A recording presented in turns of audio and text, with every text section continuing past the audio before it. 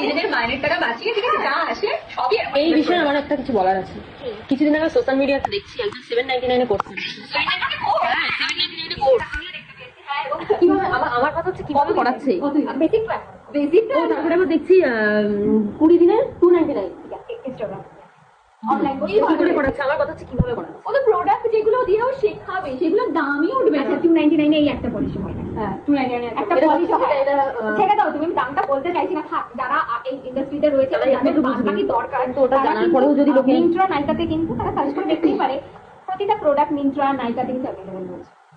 ভালো ভালো যত ব্র্যান্ড কম নিলেও তো 15 টাকা কম নাকি মানে ডুপ্লিকেট ওরা কিছু না, ওরা নিজেরা ভাইরাল হওয়ার জন্য করছে, মার্কেটটাকে নষ্ট করছে। যারা জেনুইন ভাবে কাজটা ভালোবেসে শেখার করে যে না আমি এটা বিজনেস করবো, নিজের পায়ে দাঁড়িয়ে একটা মেয়ে কিছুটা আয় করতে চাইছে, আর সেই জায়গাটা নষ্ট। আর্টিস্ট শব্দটার মানেটা কি নষ্ট হচ্ছে না? আর্টিস্ট মানে কি? আর্টিস্ট আবার ওদেরকে আবার কেউ কিছু বললে তাকে আবার তুলনা করে যারা